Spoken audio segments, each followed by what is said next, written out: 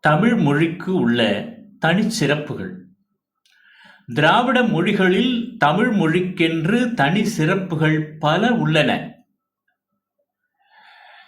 மிகவும் தொன்மை வாய்ந்த இலக்கிய இலக்கண நூல்களை மிகுதியாக கொண்டது தமிழ் மொழிதான்.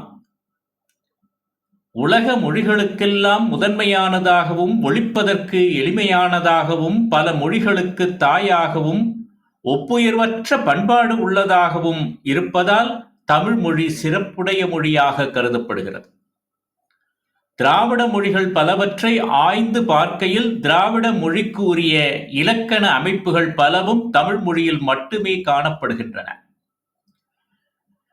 பழங்காலத்தில் இருந்து வந்த தமிழ் மொழியை இன்று உள்ளவர்களும் புரிந்து கொள்ளக்கூடிய மாறாத மொழி அமைப்பு கொண்டுள்ளது தமிழ் மொழி.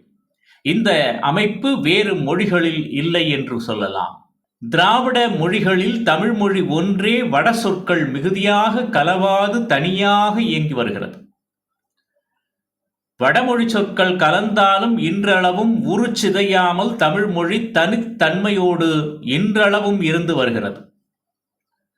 வடமொழி கலப்பால் பிற திராவிட மொழிகள் சிதைந்து போயிருந்தாலும் கூட வடமொழி சொற்கள் கலந்த போதும் அவை வட சொற்கிளவி வடவெழுத்தொறி எழுத்தோடு புணர்ந்த சொல்லாகுமே எனவும் சிதைந்தனவரினும் இயைந்தன வரையார் எனவும் வரும் தொல்காப்பிய நூற்பாக்களின் அடிப்படையில் இலக்கணத்திற்கு உட்பட்டே தமிழ் ஏற்றுக்கொள்ளுகிறது.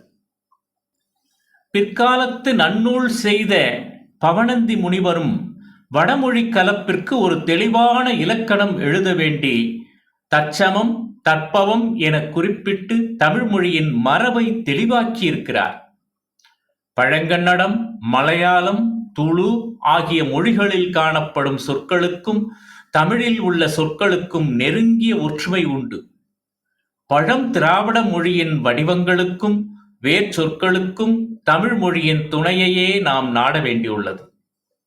இவையே திராவிட மொழிகளில் தமிழுக்கு உள்ள தனிச்சிறப்பாகும்.